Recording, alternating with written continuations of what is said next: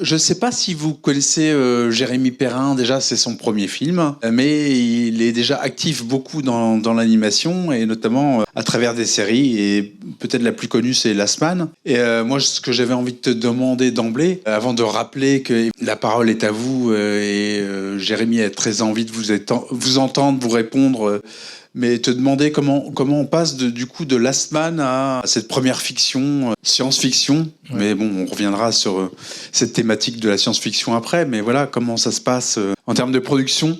Bah, alors ça, c'est le plus simple en réalité, j'allais dire. C'est-à-dire que Last Man, la saison 1, c'est la saison 1 que j'ai réalisée. J'ai pas du tout bossé sur la saison 2. Ça a été un succès, j'allais dire un peu surprise, et en même temps, on l'espérait évidemment, mais on sait jamais ce que ça peut donner. Donc ça a été un succès, et donc généralement, quand on a un succès, c'est pas si compliqué que ça de rebondir derrière. Donc ça, c'est le plus compliqué, ça a été de faire Last Man, en fait, finalement. D'avoir les rênes d'une série comme ça.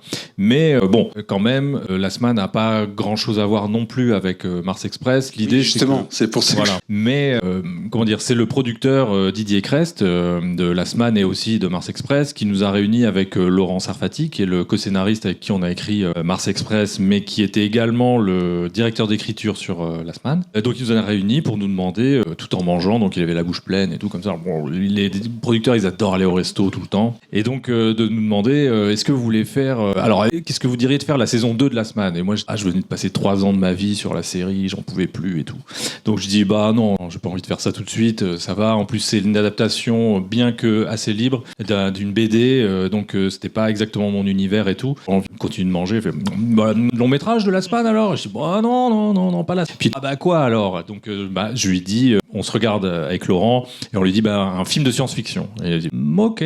Voilà, en fait, en gros, c'est comme ça que ça se passe. Mais tu avais déjà pensé avant, avec Laurent, précisément, à ce que vous pourriez envisager faire ? On avait déjà discuté avec Laurent, parce qu'on est des fans de SF et tout, tous les deux, et on avait déjà réfléchi à ce qu'on pourrait faire. On avait un vague vieux truc en tête, mais qui était beaucoup plus pulp, beaucoup plus pop que ça. C'était de la SF un peu plus délirante. Et on a ressorti nos vieilles idées, tout ça. Puis finalement, comme c'était aussi des projets qui s'étaient vus refuser, elles étaient marquées, enfin ces projets-là étaient marqués un peu forme d'échec, où on s'était dit genre bon bah tant pis, on passe à autre chose.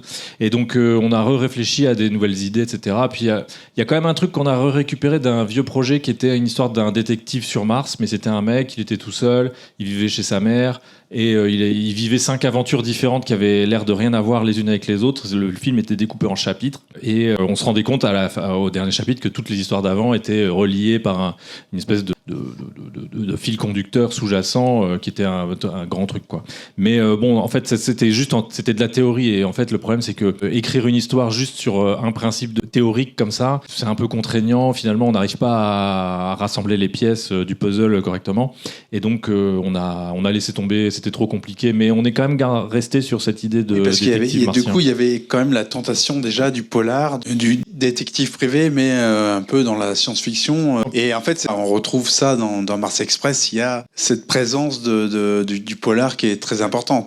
Oui, parce que en fait on fonctionne de manière assez égoïste, on essaye de s'imaginer quel film on aurait envie de voir, quel film nous manque. Quand on commence à écrire une histoire, on se dit c'est quoi les films qu'on a envie de regarder, qu'on a envie de voir, et qu'on n'a pas. On les a tous vus, les films de SF, vraiment bien, on les connaît par cœur et tout. Ça nous manque. Alors pour être plus précis, parce que la science-fiction, c'est un monde entier, il y a plein de sous-catégories, de sous-genres et tout.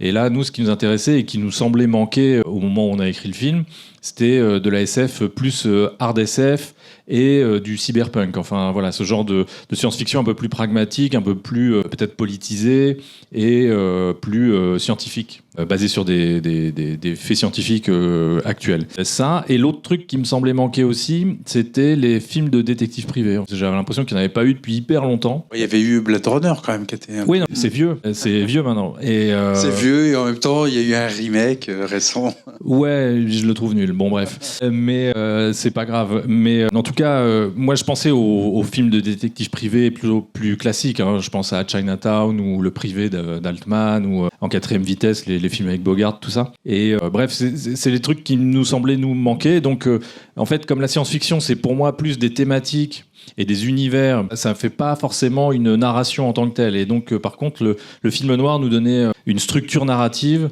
celle de l'enquête, celle de rentrer par le petit bout d'une histoire et d'explorer un monde pour découvrir la vérité, rassembler les pièces du puzzle d'une machination, etc. Et voilà.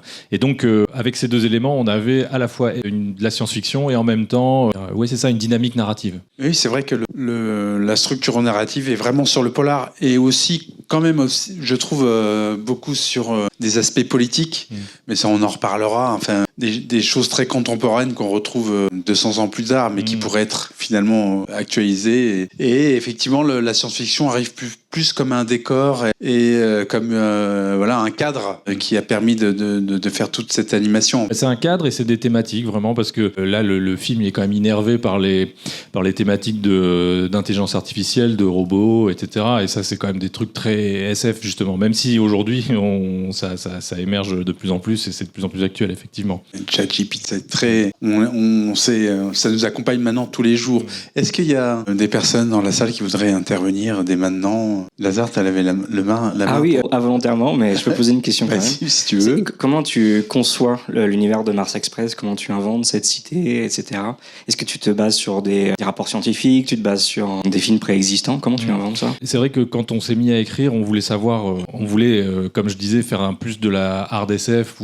Et donc ça veut dire rencontrer des spécialistes, effectivement, rencontrer des scientifiques, rencontrer des programmeurs. On a aussi eu la chance d'avoir, par exemple, la voiture d'Aline et Carlos, celle qu'ils utilisent le plus souvent. Elle est designée par un vrai designer automobile qui a bossé chez Tesla et Porsche et qui par ailleurs est un fan de SF et a jamais eu l'occasion d'en faire. Moi j'avais peur qu'il soit un petit peu une sorte de diva du design à qui tu dis genre non, nous on verrait bien des roues comme ça. Oh non, vous êtes fous, c'est pas possible. Bon. Et en fait pas du tout, il était hyper sympa, il était genre ouais trop bien, il était aussi nord que nous. Et donc non, ça s'est très bien passé. Mais par exemple, oui, nous quand on avait écrit le scénario, on parlait pour ce qui est du takeover, ça s'appelle un takeover dans le film, le programme qui prend qui déverrouille en quelque sorte, qui déplombe les robots à distance. Nous, on avait appelé ça un virus, bêtement, et en fait, on a rencontré un programmeur qui nous a dit non, alors ça, c'est spécifique, c'est un takeover et tout. Ah ouais, d'accord, ok. Donc, on a noté les vrais trucs. Mais par exemple, pour la fabrication de la ville, on a rencontré Sylvain Boulet et François Costard, qui sont des planétologues, dont la spécialité est Mars. Ils sont vraiment reconnus pour ça mondialement. Et ils nous ont donné plein d'infos sur la planète. Et nous, on voulait savoir auprès d'eux où est-ce qu'il faudrait installer une ville. C'est quoi le meilleur endroit sur la planète pour installer une ville? Et en fait, bien sûr, ils n'y avaient jamais pensé. Ils trouvaient que c'était une idée idiote. Mais on leur a dit, mais oui, mais si, c'est ça. C'est parce que dans notre film, c'est ça. On montre que ça n'a pas beaucoup... C'est limité d'aller là-bas. Ah d'accord, super, génial. Et donc, ils étaient d'accord avec nous. Et donc, ouais, ils ont réfléchi un peu. Ils nous ont montré tout un planisphère 3D de la planète qui est déjà totalement cartographié. Tout est nommé déjà. Et ils nous ont montré Noctis Labyrinthus, qui est un réseau de canyons qui est anciennement était des fleuves de lave souterrains qui se sont effondrés et qui ont été bombardés par des astéroïdes. Enfin, il y a des impacts et des cratères partout là-dedans. Mais si bien que ça fait des réseaux de canyons comme ça, c'est très très grand. Et l'intérêt de ça, c'est que vu que il faut un dôme pour se protéger des radiations sur la planète. Là, il y a déjà un avantage d'avoir des murs qui vont soutenir comme ça simplement un plafond. Et par ailleurs, les premiers colons auraient tout intérêt à vivre sous terre ou comme des troglodytes à flanc de falaise pour toujours se protéger des radiations. Donc, ce qu'on s'est imaginé, c'est donc très bien, on va vivre là. Les premiers humains habitent comme ça troglodytes pendant que les robots fabriquent le dôme et progressivement, la civilisation humaine se répand comme ça dans le canyon. Mais c'est pour ça que, du coup, dans le film, tout ça, on l'a intégré. Quand ils vont découvrir le robot de la fac qui a été tué, ils sont dans des souterrains. Il y a Gordo qui parle des premiers colons qui habitaient là, etc. Enfin, tout ça, c'est pas forcément des choses qui sont complètement expliquées dans le film, mais pour nous, il y a une logique. C'est-à-dire qu'on a suivi la logique que les scientifiques nous ont donnée sur une possible progression de colonisation ou de terraformation de la planète.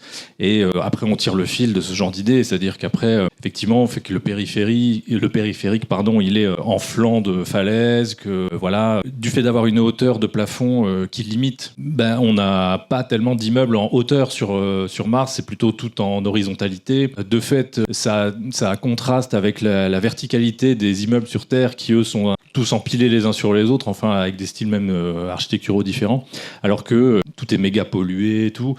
À la limite, sur Terre, c'est beaucoup plus Blade Runner. Et ce que je voulais, c'est justement que cette intro fasse un peu Blade Runner et qu'on fasse genre, allez, salut, on s'en va, adieu Blade Runner, et qu'on arrive sur un truc qui est différent. Et voilà, de jouer cette horizontalité, cette chatoyance, qui est en plus totalement artificielle vis-à-vis de Mars, puisque là, on a un ciel bleu sur Mars, c'est pas possible. Enfin, le ciel est pas de cette couleur-là, là-bas. Mais voilà. Mais en même temps, ce qui est passionnant dans ce que tu dis, et puis on pourrait faire des tas de recoupements, c'est que tu as réfléchi avec des scientifiques donc sur cette partie de Mars qui effectivement avait de l'eau à une époque et pourrait accueillir une ville, je sais plus, c'est 1 million d'habitants, c'est ça. Je sais plus quel était le contrat avec les scientifiques par rapport à vos envies de cette ville, mais bref, en tout cas, ça correspond au moins aux rêves qu'ont certaines de nos personnes là sur Terre actuellement, qui sont ils voudraient faire comme ça sur Mars une colonie et finalement on est 200 ans plus tard, mais finalement on est dans un rêve qui est très actuel. C'est assez il y a cette correspondance quand même qui est assez étonnante. Oui, en fait pas si étonnante que ça, parce que quand on a écrit le scénario, ils en parlaient déjà un petit peu. Et il y a Elon Musk, il était déjà en train de rêver de coloniser Mars, et Jeff Bezos, alors lui aussi au bout d'un moment il a rejoint le fantasme martien, mais il était dans un premier temps plus sur des stations spatiales, totalement artificielles à la Gundam. Mais en vérité, c'est vrai que nous, je crois que dans un premier temps, on s'était dit, on n'a qu'à faire ça sur Mars, c'est cool et tout. Enfin, puis il y avait un côté artificiel qui nous intéressait dans le quotidien. Mais quand on a vu que eux s'intéressaient aussi à ça, on s'est dit, on est sur une piste. Et on va vraiment faire de cet endroit une espèce d'utopie libérale, une utopie des GAFAM, quoi. Leur fantasme à eux, et montrer en quoi c'est complètement stérile en réalité. C'est pourquoi il y a très peu d'animaux dans le film, il n'y a pas d'enfants, il n'y a pas d'État, il y a que des corporations et des gens qui achètent des trucs et des gens seuls qui baissent des robots, quoi. Super. Est-ce que vous voulez intervenir dans la salle ? Oui, tu y vas ? Merci. Alors, vous avez, du coup, on voit bien que vous avez construit tout un univers. Donc, on sait qu'il y a un avant, on sait un après. Est-ce que vous aurez peut-être déjà pensé à une suite ou une franchise, un préquel, quelque chose ? Ça arrive très vite, la question, dis-nous. Non, en fait, moi, j'ai plutôt tendance à vouloir ne pas aller dans ces chemins-là, de faire des suites, des franchises, des licences et tout, parce que je pense qu'on est trop submergé de ça en permanence au cinéma, dans les jeux vidéo, ou ce que vous voulez, même en BD. Et j'ai plus envie aujourd'hui, je vais pas dire que c'est militant, mais de faire des films qui seraient uniques et qui se tiennent en eux-mêmes, et puis voilà, on passe à autre chose. Mais je préfère donner plus de propositions différentes et laisser libre cours à l'imagination des spectateurs et spectatrices, de pourquoi pas faire des fanfictions, ça m'est égal, ou de rêver chez soi, etc., de discuter avec les potes et tout. Ça, c'est plus ça qui m'intéresse que, si vous voulez, je pense que plus vous agrandissez un univers en faisant des suites, etc., plus au final vous le rétrécissez, parce que le mystère disparaît. Enfin, il y a une espèce de paradoxe comme ça, où plus vous en mettez, moins ça existe, quoi. Enfin, ça fige d'autant plus ces mondes-là. Bref, en tout cas, même le film, les détails que vous avez repérés, tout le travail sur le lore, merci de le noter, mais en fait, il a été fait pour maximiser le sens et les thématiques du film en tant que tel, de son scénario. Donc, je sais pas, pour moi, les deux vont ensemble. Et si je devais raconter une autre histoire, j'aurais soit l'impression de refaire la même chose, soit de pas savoir quoi raconter, en fait. Si vous voulez, moi, je fais d'abord le scénar et ensuite, je fabrique l'univers, l'écran dans lequel cette histoire va la mieux se raconter. Mais est-ce que je peux poser une question complémentaire, mais à monsieur, du coup ? Tu peux laisser. En quoi le film que vous avez vu appelle une suite ? Ça m'interroge, en fait. Alors, une suite, non, pas forcément, pour le coup. Ou si, il y aura sûrement des choses à raconter, avec la fuite des robots et du coup leur remplacement par les organiques. Mais peut-être plutôt pour un genre de spin-off. On pourrait imaginer d'autres personnes qui vivraient des aventures en parallèle de ce qui se passe au moment du film, ou même des événements qui se passeraient avant. Puisqu'on parle d'une révolution de robots qui a eu lieu sur Terre, ou je sais plus, sur notre planète, et dont le personnage principal a fait partie. Donc ce sera un univers qui pourrait être développé. Jérémy, voilà, une réponse. Non, mais, oui, mais bon, je répéterai la même chose que ce que je viens de dire, donc je n'ai pas changé d'avis en 5 minutes. Désolé. Ah non, très bien. Il y a une autre intervention là. Merci. Alors ça a un peu, pas trop à voir, mais un peu à voir. J'avais remarqué du coup pas mal de références bizarrement à la saga du sorceleur, notamment le personnage de Riviera, interprété par le comédien de doublage français de la série The Witcher, avec les événements de Novigrad. Pour moi, ça parle pas mal parler par rapport à ça. Et je voulais déboucher là-dessus par rapport à... Donc on a eu l'univers de Last Man, là maintenant on a de la hard SF. Est-ce qu'il y a déjà des idées d'un autre univers de fantasy par exemple, ou je ne sais pas, vu que c'était The Witcher. Voilà. Alors The Witcher, c'est pas du tout fait exprès, là. Mais je vois très bien quoi, je comprends pas. Mais en fait oui, d'accord. Non, Novigrad, on l'a sorti totalement par hasard. Enfin, ouais. Je crois. Hein. Ou alors faudrait que je demande à Laurent, ça se trouve il a lu les bouquins, parce que je crois qu'il a pas tellement joué au jeu, moi non plus. Mais par contre, oui, il y a Daniel Lobé qui fait la voix du jeu du sorceleur dans Witcher 2 et 3. Mais ça, c'était un peu le hasard. Moi, je l'ai découvert en cours de route pendant qu'on était en train d'enregistrer. Et c'est toi qui fais la voix de Geralt, d'accord, marrant. Et mais voilà, c'était vraiment, c'est vraiment une coïncidence, je crois. Mais ouais. Mais en effet, il y a du coup un truc qui se passe à cet endroit-là, rigolo. Non, par contre, ouais, j'ai un début d'idée pour un prochain truc, mais ça serait plutôt un thriller fantastique, pas de la fantasy. Je suis pas hyper à l'aise avec la fantasy, c'est pas tout à fait mon registre de prédilection. Et je pense que, je sais pas, quand on n'est pas complètement à fond dans un genre, j'ai pas envie d'être ce gars qui va faire genre, oh, moi je trouve ça pas terrible, mais je vais vous montrer ce que c'est de faire un truc bien dans le genre. Enfin, ça a pas de sens, quoi. Faut aimer ce qu'on fait quand même. Mais donc voilà. Donc je suis plutôt parti sur l'idée d'un thriller fantastique. Et d'ailleurs, au niveau du travail de doublage, il y a donc Mathieu Amalric d'une part et aussi Léa Drucker. Et en même temps, de l'autre côté, on trouve des gens comme Usul ou même le capitaine du Nexus 6. Moi, j'avais pas repéré lors du visionnage. Comment ces choix-là, ils se sont imposés au niveau de la production ?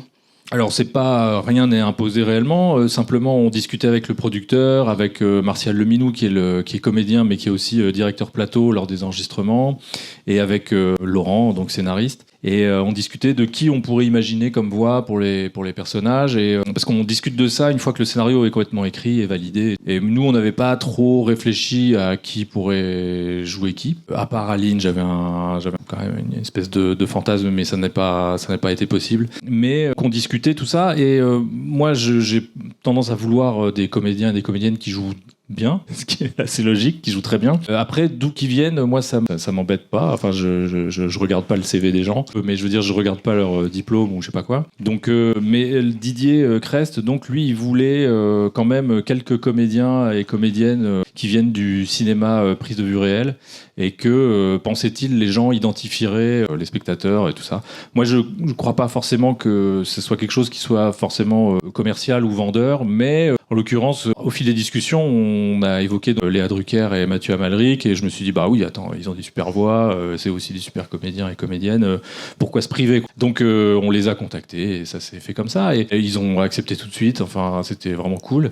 Et par contre, après me disant qu'on allait avoir ce mix donc de comédiens venant du live, de comédiens venant plus du théâtre et du monde du doublage, je me disais c'est des techniques de jeu un peu différentes, enfin je sens qu'ils vont avoir des manières d'appréhender l'exercice différemment. À noter que Léa Drucker, elle n'avait pas fait tant que ça de création de voix pour des dessins animés auparavant, donc je me disais elle va jouer d'une manière nouvelle, enfin ça va être un peu différent pour elle. Donc bref, je me suis dit mais autant rajouter encore d'autres gens qui viennent d'univers qui n'ont rien à voir, et donc ouais, j'ai contacté le capitaine du Nexus 6 et puis Usul, qui ont tous les deux dit oui direct, voilà, donc c'était assez marrant de mélanger tout ce monde. Moi j'aime bien aller chercher des gens qui viennent pas du tout du milieu pour les intégrer et voir un peu ce que ça donne, quoi, pour relancer un petit peu l'intérêt. Il y a d'autres interventions ? Oui. Bonsoir, merci beaucoup pour le film et votre présentation. Et même si vous avez eu à peu près carte blanche par l'aide du coup de votre producteur, c'était pas trop le parcours du combattant pour essayer de démarcher les autres financeurs comme Canal ou CNC ou autre?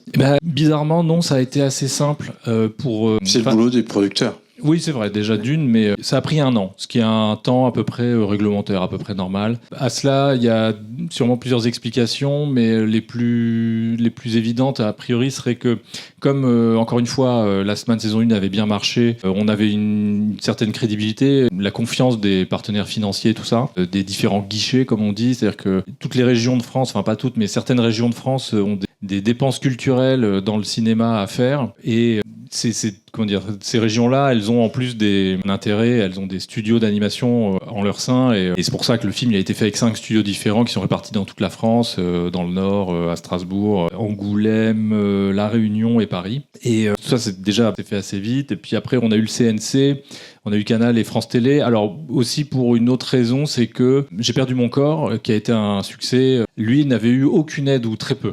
Et ils ont eu un budget bien inférieur au nôtre. Et comme ça a eu ce succès-là, tous ceux qui n'ont pas donné, qui n'ont pas participé, tout ça, se sont dit merde, on est peut-être passé à côté de quelque chose, on aurait peut-être dû y aller.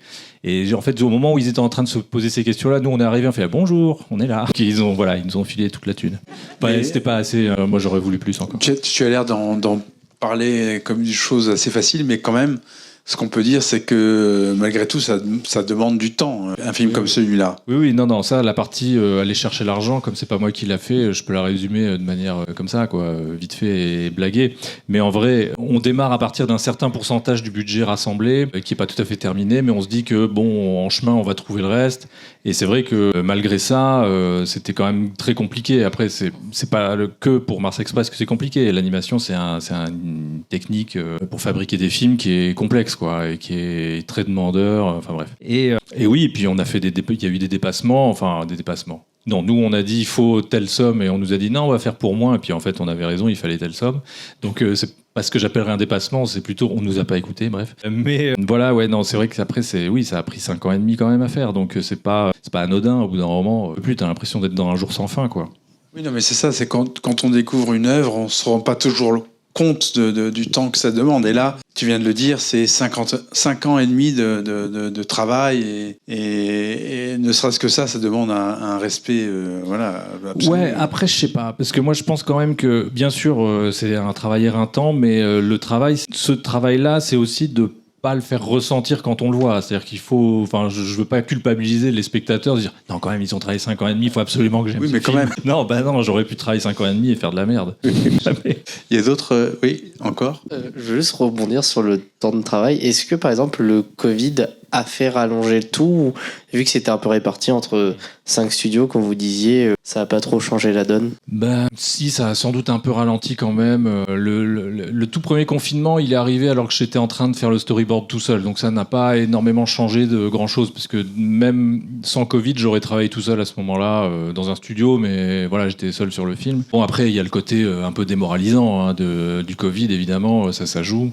Faut pas l'oublier. Mais après, oui, aussi, il y a quand même eu plusieurs fois, il y a eu plusieurs confinements finalement, puis on se les a tous mangés, des gens qui avaient le Covid qui partaient, qui revenaient, des épidémies dans le studio, enfin bref. Et si, ça a grave joué quand même, mais un peu comme tout le monde, on s'est adapté, puis il y a eu du télétravail, c'était pas l'idéal, c'est certain, mais bon, voilà. Je ne saurais pas exactement quantifier à quel point ça a ralenti la prod, mais c'est clair que ça a ralenti la prod, mais je crois que ça a ralenti un peu tout le monde, hein. Mais ça n'a pas changé la nature du projet, le scénario? Non, pas tellement. Par exemple, dans la manifestation... Non, je dis ça parce qu'il y a quand même des choses qu'on peut entendre dans le film en écho, quoi, finalement. Ouais, mais il y a des choses que j'avais déjà placées, plutôt en pensant que c'était dû à de la pollution ou des choses comme ça. Les masques des manifestants, tout ça, c'était déjà dans le storyboard avant que le Covid n'arrive. En plus, c'est des images qu'on a des manifestations à Hong Kong ou au Japon, etc. Des trucs qu'on voit dans Akira aussi. Mais c'est... Après, il y a des trucs que j'ai rajoutés ou qu'on a rajoutés en fonction de l'actu. C'est vrai que, par exemple, il y a un plan où on voit... Gilets jaunes. Exactement, c'est ce que j'allais dire. On voit des flics en train de tirer dans le dos d'un robot, et c'est tiré d'un plan où tu avais un flic qui avait tiré au LBD dans le dos d'un gilet jaune. J'ai repris à peu près ce même plan pour faire un écho avec l'actualité. Et puis, il y a aussi une petite citation à Léa Salamé, est-ce que vous condamnez les violences, quoi. Enfin, ça m'a fait marrer de la placer là. Oui, parce que effectivement, il y a aussi une de ces thématiques très présentes dans le film, c'est le rôle des médias, hein. Ça, c'est... Il y a d'autres... Oui, on va commencer par madame, puis je viendrai vers vous après. Bonsoir. Alors, pareil, merci pour le film, merci d'être là, c'est super chouette. Merci. Je voulais juste poser une question parce que vous avez dit que vous avez passé 5 ans et demi sur le film. Évidemment, tout s'est pas fait sur l'animation, mais j'ai vu que vous étiez parmi les animateurs également. Donc je voulais juste savoir combien de temps ça a pris pour animer tout ça, spécifiquement cette partie-là. Et puis peut-être, Jérémy, que tu précises aussi, un peu dans la continuité, les techniques qui sont mises en œuvre là, parce qu'il y a de la 2D, je crois, il y a de la 3D, tout ça, on se rend pas compte, mais c'est passionnant. Ouais, il y a de la 2D, il y a de la 3D. Tu l'as dit. Oui, non, oui, il y avait une distribution sur les techniques en fonction des personnages et de leur nature. Les humains sont dessinés à la main par des humains et les robots sont en 3D et rendus par des machines. Alors évidemment, il y a quand même des humains derrière qui font les modélisations, les animations, mais disons le rendu et le type d'animation est plus ordinateurisant. Quoi qu'il en soit, il y a ça, il y a ce mélange pour distinguer les natures des personnages, mais ça fait que c'est compliqué de dire combien. Je dirais peut-être 1 an et demi, 2 ans. Je crois, 1 an et demi peut-être, ouais, toute l'année. Mais il n'y a pas que ça, évidemment, il y a les décors qui sont faits un peu en avance, il y a le layout qui fait avant l'animation, puis après il y a le compositing, tout ça, quoi. Enfin bref, mais ouais. Et les personnes qui étaient réunies autour de ça, c'est l'équipe de Last Man, en fait, beaucoup. Alors, parmi les chefs de poste, oui, il y avait pas mal de monde venant de Last Man. J'ai pas réussi à ravoir toutes les personnes que je voulais parce que c'est les aléas du régime intermittent où les uns et les autres sont occupés. Tiwi a d'autres prods et tout, ils sont pas là, pas disponibles. Mais oui, les 2 chefs animes, Anne Galvez et Nils Robin, étaient aussi sur Last Man. Nils était déjà chef anime sur Last Man. Anne, non, mais je l'ai faite monter parce qu'elle était super forte. Et qui avait d'autres, Michael Robert, qui est le DA du film et qui était aussi sur Last Man au même poste. Au compositing, il y avait Cyprien Nozière qui était aussi sur Last Man. Après, le compositing, c'est quoi le compositing, pardon, ouais, c'est ça, il faut m'arrêter parce que moi je parle dans mon charabia d'animation, mais le compositing, c'est l'étape qui consiste à rassembler animation, enfin toutes les couches, animation et décor, parce que tout est fait un peu séparément par des équipes différentes. Et ça, c'est le moment où on rassemble tout et on recompose l'image définitive. Parce que, alors, il suffit pas juste de les mettre les uns sur les autres, mais aussi de, par exemple, travailler la profondeur de champ, mettre un flou au premier plan ou à l'arrière-plan. Les mouvements de caméra sont recréés à ce moment-là avec une précision certaine. Tout un tas de petits effets spéciaux, de lumière, de choses comme ça, ça intervient à ce moment-là. Parfois même un peu de 3D est fabriqué au compositing avec des astuces typiques de ce métier-là. C'est l'image finale. Il y a du grain aussi qui est ajouté pour casser un petit peu l'image numérique, parce que tout est tellement... Les dessins sont faits au vecteur pour les personnages. Et donc, si on avait laissé ça brut comme ça à l'écran, ça aurait fait une espèce de ligne extrêmement trop précise, qui aurait un peu agressive comme ça. Donc nous, on a essayé d'un petit peu adoucir. Donc il y a un léger flou et puis il y a un grain qui donne un peu de... Ça rend l'image un peu plus organique, un peu plus vivante, quoi, parce qu'il y a une petite vibration comme ça plutôt que le truc tout... Et puis pour la partie musicale aussi, je crois que c'était les mêmes personnes. C'est vrai, bien sûr. Et Philippe Monteil et Fred Avril, qui étaient aussi les compositeurs sur Last Man et qui sont revenus là sur Mars. Enfin, je leur ai demandé de revenir et... Ouais. Donc je crois qu'il y avait une intervention là. Merci, bonsoir. J'ai une question sur les lois de la robotique que vous avez reprises, qui sont maintenant, enfin d'Asimov, qui sont maintenant tellement, je dirais, imposées dans l'imaginaire et même la recherche scientifique. Est-ce que vous pensez qu'on peut encore faire un film de hard SF, de robots, en faisant l'économie de ces lois, ou pour vous c'était une évidence de les utiliser ? Ouais, en fait c'était une manière de... Oui, je pense qu'il y a certainement moyen de faire autrement, mais ça nous semblait assez naturel, quoi. C'est tellement effectivement implanté. Nous, il y en a plus que 3, parce que chez Asimov, il y en a que 3, il me semble, et d'ailleurs, il s'amuse à les détourner dès son propre... À peine il les crée qu'il trouve déjà les moyens de contourner. Nous, dès le début, elle parle d'une directive. Donc on ne sait pas combien il y en a certainement beaucoup plus. Mais oui, ça me semblait... En fait, tous ces codes-là, ils sont très pratiques pour raconter une histoire plus rapidement, en fait, et puis parce que c'est tellement dans l'inconscient collectif que ça permet de faire « Ah oui, je vois », et on passe à la suite. Et ça permet de ne pas surexposer, parce que justement, Asimov, lui, il a besoin d'expliquer ses règles et tout. Nous, pas vraiment. Ça nous permet de... Mais effectivement, on se sentait obligé de les placer là, puisque finalement, c'est quand même un des sujets du film que de parler de cette libération des robots. Donc s'ils sont libérés, c'est bien de quelque chose, donc de ces directives et de cette censure. Donc là, nous, on pouvait pas s'en passer. Mais probablement qu'il y a moyen de faire des histoires de science-fiction qui passent complètement à côté de ça. Ça existe déjà, je pense. Enfin, ça a dû exister même avant, puisque Asimov n'est pas le premier auteur de SF. Mais avec les robots, c'est compliqué. C'est vrai que c'est quand même un jalon. Je trouve que c'est dur de faire totalement nouveau, d'en faire l'économie en tout cas. Mais c'est vrai que ça permet de parler effectivement de l'émancipation, la libération des robots et en même temps de parler de l'esclavagisme des humains. Et moi je trouve en fait tout ça passionnant sur le statut des êtres humains, sur le statut des robots. J'aimerais bien que tu nous parles de tout ça parce qu'en fait, il y a donc les êtres humains qui sont eux-mêmes augmentés, qui parlent entre eux avec des cellules. Ils sont augmentés. Et puis parallèlement, il y a plusieurs hiérarchies dans les robots. Il y a ce qu'on pourrait appeler des cyborgs comme dans Robocop, où il y a un peu de l'organique. Et j'aime passionnément Carlos, moi, qui est le robot le plus humain. Enfin, en tout cas, lui, il se pense le plus humain parce qu'il a les souvenirs d'humain, mais en fait, que c'est juste de l'informatique et que c'est le robot le plus haut robot. Donc, il y a des frontières qui sont comme ça, absolument indéterminables et que j'aime beaucoup, en fait, dans le film. Ah oui, là, on s'est vraiment amusé à brouiller toutes les pistes. Hein. C'est une thématique très Philippe K. Dick. C'est cette est mort, qu'est-ce qui est vivant, qu'est-ce qui est naturel, qu'est-ce qui est artificiel. Et justement, plutôt que d'être noir et blanc sur ces questions-là, et genre, il y a des humains, il y a des robots, c'est quand même beaucoup plus marrant de tout brouiller, de tout mélanger, et d'interroger justement l'artificialité, et ce qui est naturel, est-ce que c'est vraiment naturel, etc. Enfin, nous, en tout cas, ça nous a beaucoup amusé. On n'a pas forcément toutes les réponses, d'ailleurs, mais c'est quand même des choses qu'on est peut-être amené à bientôt connaître, à voir et à vivre. Et c'est vrai que par exemple, parce qu'on les pressent vraiment là. Oui. Et je me suis amusé à faire que les cyborgs justement, c'est-à-dire les augmentés, c'est les moins humains de tous. Il y a un truc, c'est pour ça qu'ils ont des airs de T-1000 ou de machines avec qui on peut pas discuter. On a l'impression d'ailleurs ils ont jamais une phrase, il me semble. Ah, si, peut-être le faux flic au début, il dit une phrase, c'est vrai. Mais voilà.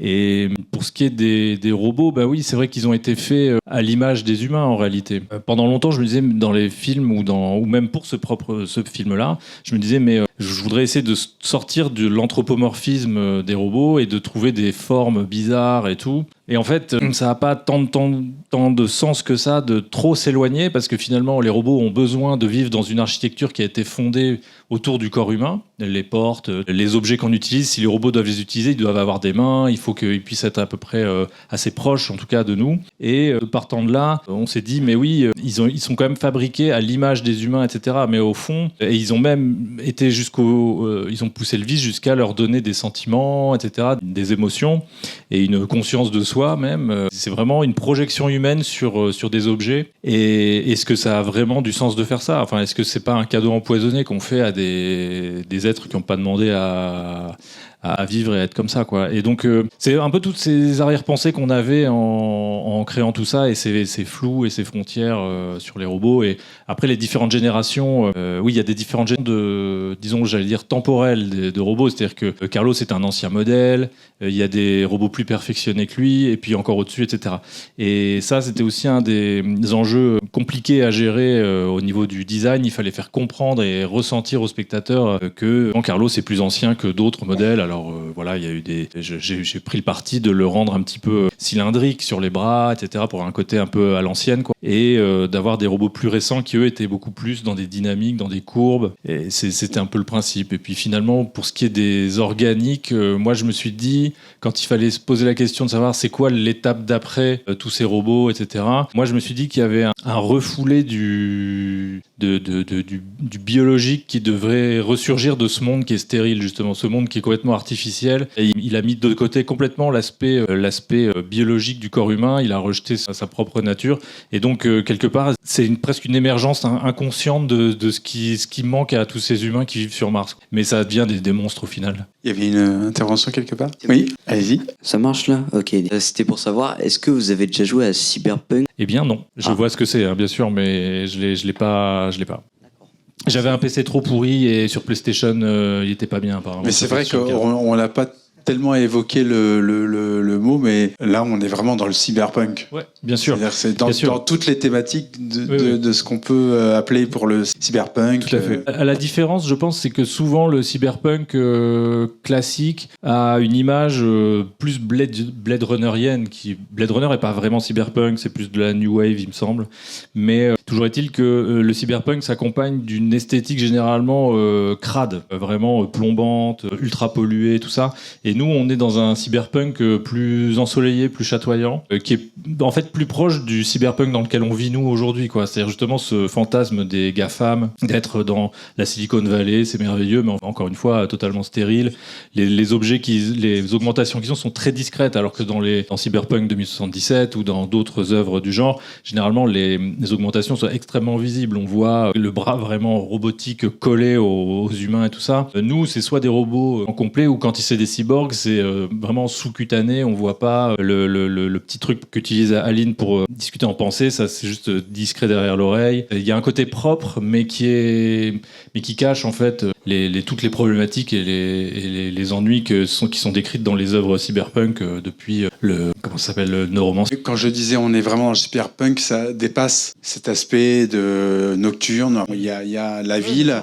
C'est les thématiques qui sont... Mais voilà, il y a les révoltés, il y a le hacker, il y a aussi quand même le néolibéralisme, tout ce que ça représente. Et c'est quand même des thématiques très fortes du cyberpunk qu'on retrouve là. Hein. Oui, c'est ça, c'est les méga-corporations extra-étatiques, d'ailleurs. Il n'y en a pas dans le film. Il n'y a pas le maire de Noctis, il n'y a pas le Premier ministre ou je sais pas quoi. On ne sait pas où ils sont. On s'affranchit effectivement du politique et de l'État, oui. Oui, bonsoir. Alors moi je voulais revenir un peu sur ce que tu disais là. Justement dans ce new wave du cyberpunk et dans le côté plus lisse, plus proche de l'humain, même tu parlais du truc derrière l'oreille, ça me fait beaucoup penser à Détroit, Become Human, qui est sorti il y a 5 ans justement, c'est marrant que tu en avais parlé. On retrouve même le sang bleu, le décor des robots prostitués, tout leur univers. Est-ce que ça a été une inspiration même dans les dynamiques du duo robot-humain, la thématique du film en elle-même?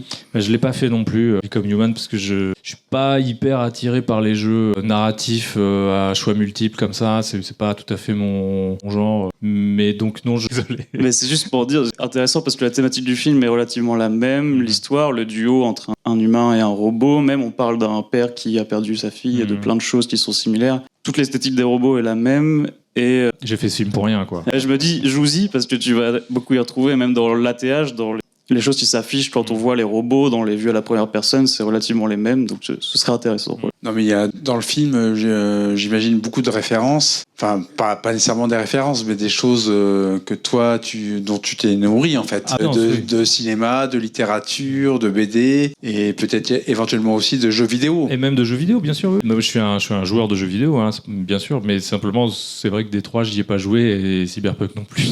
Tous les jeux que je les ai pas joués. Mais je vois ce que c'est ces jeux, bien sûr, mais je les ai pas faits. Mais oui. C'est après, parce qu'on est dans des époques, dans des générations. C'est ça. On peut pas. C'est impossible d'être sans référence, de pas être traversé par des influences. Ça, c'est évident. Je pense que c'est le lot de tout le monde. Après, je pense que peut-être c'est évident que Détroit ne vient pas de nulle part non plus, et que ça vient d'autres références que j'ai peut-être pour le coup. Et tu vois, ça donne deux branches qui partent de la même base et qui poussent en parallèle. Bon, en parallèle, il est sorti avant moi, mais même 5 ans avant. On pourrait croire que j'ai vu le jeu et que j'ai fait genre ah ouais d'accord, je vais faire pareil, mais c'est pas le cas. Allez-y. Bonsoir du coup. C'est pour revenir sur la direction artistique qui ressemble pas mal du coup à Last Man. Ça, est-ce que c'était votre décision, le fait de reprendre un peu l'esthétique, le caractère design de Last Man, de reprendre un peu les mêmes studios d'animation, ou est-ce que c'était un choix de la production ou de quelqu'un d'autre? Ah non, là pour le coup c'est effectivement ma décision, c'est que j'ai rebossé avec pas mal de gens en commun, hein, comme je le disais, notamment Michael Robert qui avait fait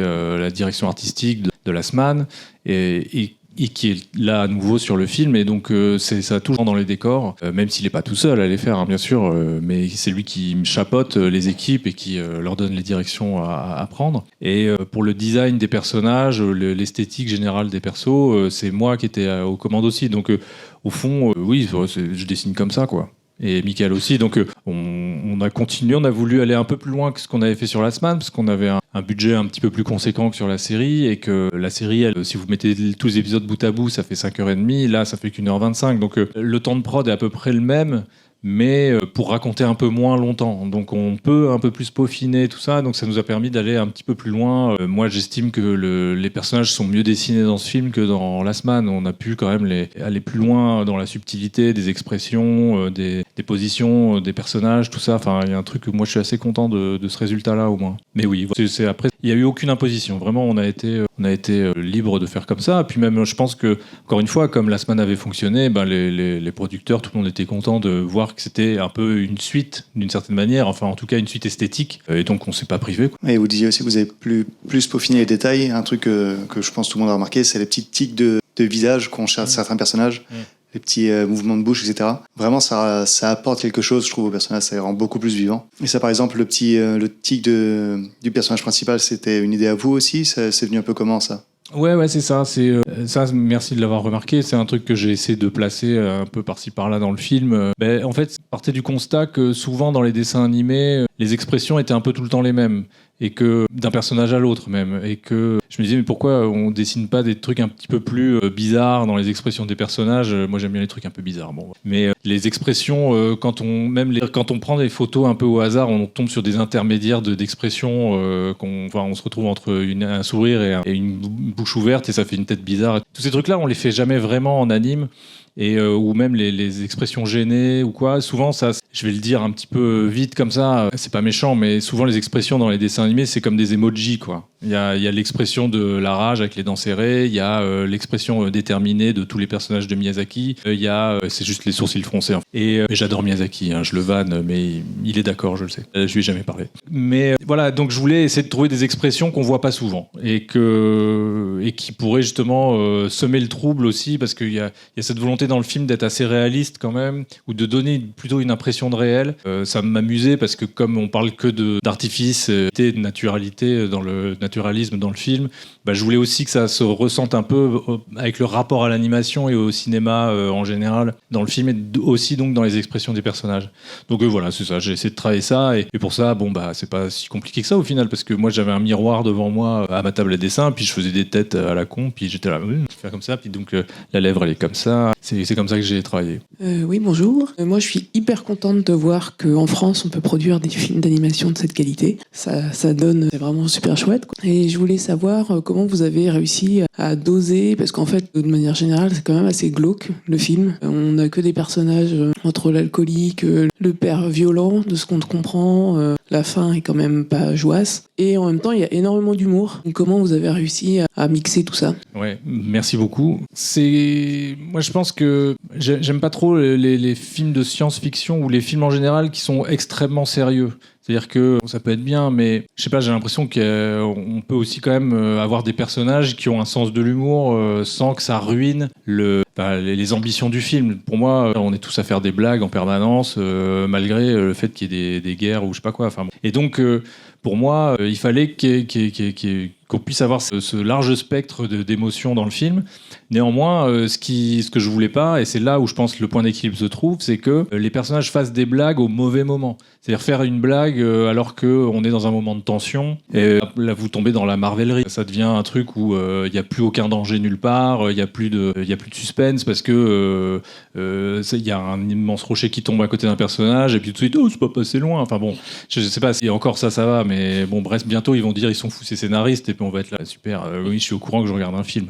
Mais bref, c'est ça qui, pour moi, elle est là, la subtilité, c'est que ça doit parler des personnages et ne pas venir contrarier les autres émotions parallèles ou qui étaient avant ou qui viendront après. Voilà, c'est là-dessus que ça se joue. Je pense que, c'est-à-dire qu'il n'y ait pas de cynisme dans les blagues, c'est que c'est des blagues, les touches d'humour soient contextuelles et situationnelles. Mais Jérémy, peut-être par rapport à cette question, c'est aussi que tu as fait un polar en fait, et que tu as utilisé un peu les codes du polar, et notamment le duo entre l'héroïne et son acolyte, qui apporte un peu de légèreté quand même aussi. Oui, c'est ça. Il y a un côté, vu que c'est un duo, on se retrouve aussi dans les codes du buddy movie, avec les personnages qui se connaissent tellement bien qu'ils peuvent se faire des vannes, ça sera bien pris, parce qu'il n'y a pas tellement de limites entre eux. Effectivement, ouais, il y a quelque chose comme ça aussi qui joue, une dynamique d'amitié en fait, tout simplement, où on peut se permettre de faire des remarques, etc.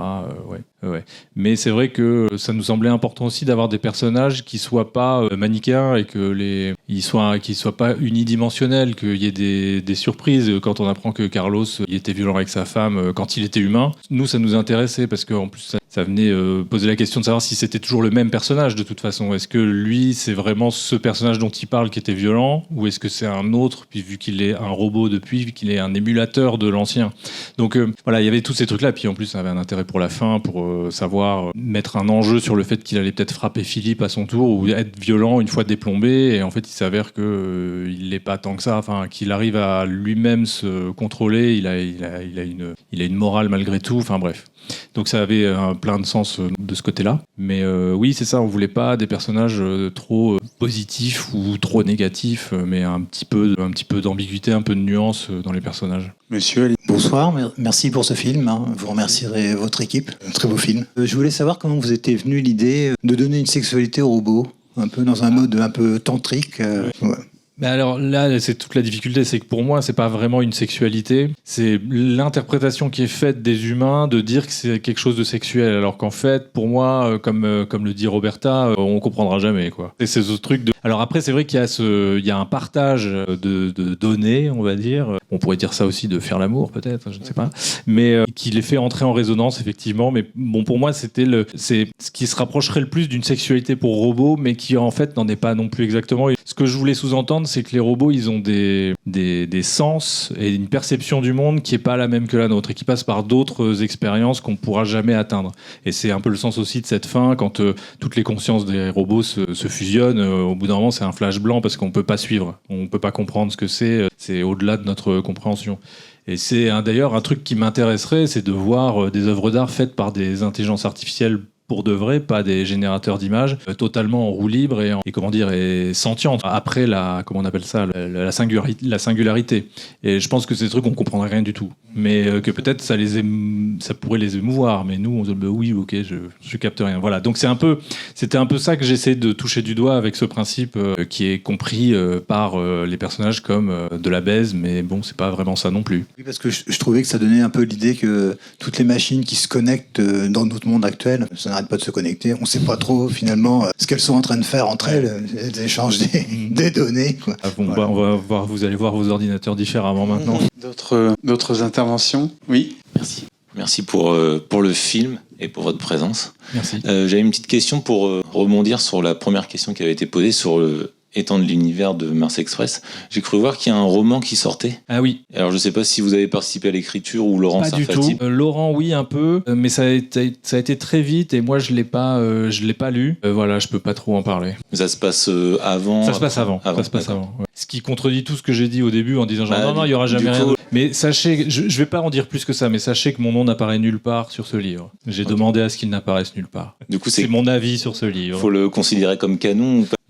Comme vous voulez, moi je m'en fous. Pour moi, je suis pas le maître à bord. Je suis pas George Lucas qui va dire c'est je sais pas quoi, c'est un film maintenant, voilà, qui appartient à tout le monde. C'est quand même payant l'entrée, mais est-ce que c'est canon ? Pour moi, je pense que moi j'ai travaillé que sur le film. Voilà, c'est tout ce que je peux dire. D'accord. Et aussi, je voulais faire une petite remarque. Je suis un peu déçu qu'il n'y ait pas eu un petit caméo, une apparition de Fabienne Dupont dans le film. Donc, comme dans La Semaine, on avait eu une petite apparition. Ouais, mais on l'avait déjà fait. Tant pis. Pour une prochaine, peut-être. Il y a d'autres caméos secrets, des trucs, machin, mais c'est beaucoup plus obscur, effectivement. Voilà. Est-ce qu'il y a d'autres... Oui Ouais, merci pour le film, les séries et les clips aussi, du coup, au passage. Et si on peut parler, du coup, de vos inspirations, peut-être un peu, que ce soit vidéoludique ou autre, peu importe, ça nous évitera les devinettes sur les jeux vidéo. En fait, en jeux vidéo, il y a surtout plein de créateurs et de créatrices de jeux vidéo qui apparaissent du moins leur nom. Il y a un moment donné, il y a un truc qui est chiant, c'est de trouver des noms de personnages ou des noms d'objets, des marques, des logos de trucs. Enfin, dans un univers comme ça, toutes les bagnoles ont un nom de fabricant, etc. Et donc, on s'est mis sur les noms des créateurs de jeux vidéo. Et alors, c'est pour ça qu'il y a un panneau à un moment donné avec 3 rues. Et il y a Suzuki, comme Yu Suzuki, le créateur de Space Harrier, de Shenmue et de Virtua Fighter, tout ça. Chris Hulsbeck, qui est un compositeur de musique Amiga surtout, et notamment Turrican, la série des Turrican. Bon, alors là, il faut vraiment être un vieux comme moi. Et t'as Eric Chahi, bien sûr, le créateur de Another World, un créateur légendaire de jeux vidéo français. Et mais sinon, après, t'as plein de persos. Roberta Williams, elle tient son nom d'une créatrice de jeux vidéo qui avait fait la série des King Quest et qui était une des fondatrices de Sierra Online. C'est l'origine des jeux point and click, etc. Mais ça, c'est vraiment époque PC, DOS. Mais c'est des hommages rendus aux anciens, en fait, aux OG du jeu vidéo. Ouais. Et donc, il y a ça, il y a Tramis sur une console, c'est Muriel Tramis qui était chez Cocktail Vision et qui faisait des jeux d'aventure. Voilà. Je sais plus encore, il y a Rieko Kodama qui était la créatrice des Phantasy Star sur Master System. Il y a son nom sur plusieurs trucs, sur un des avions spatiaux et puis dans un article de journal. Enfin bref, on voit des trucs comme ça. Il y en a partout. C'est ce genre de trucs qu'il y a. Après, je pense que j'ai pas ciblé directement un jeu en ref dans le film. D'ailleurs, même pour les films, c'est un peu pareil. J'ai pas ciblé des choses directement pour dire genre clin d'œil. Mais il y a plein de trucs qui m'ont influencé de manière globale, effectivement, et que j'ai soit recraché peut-être un peu trop premier degré à des moments donnés, ou parfois de manière détournée exprès pour jouer avec les codes de ces trucs-là, comme je le disais avec le T1000 sur l'augmenté. Ouais. Mais voilà, ouais. Et pour les jeux, on m'a demandé aussi Halo à cause du flingue à la fin, mais j'ai l'impression qu'il y a plein de jeux qui ont des designs de flingue un peu comme ça. Ouais, de mettre les balles directement sur l'arme pour enlever la TF. Ouais, je crois même. C'est au point où j'ai l'impression que ça existe aujourd'hui pour de vrai, en fait. Mais peut-être j'ai trop joué aux jeux vidéo et que je mélange réalité et jeux vidéo. Je pensais plutôt, par exemple, à l'argot utilisé quand il parlait du terme augmenté, ça me faisait penser à des... Ah ouais, mais ça c'est un truc qui existait déjà en littérature. D'avant, quoi. Non, ça c'est un champ lexical qui est global à la science-fiction aussi. Ok. D'autres interventions ? Une intervention toute bête. Savoir, est-ce que vous êtes du coup le premier film d'animation avec une demi-bonnette ?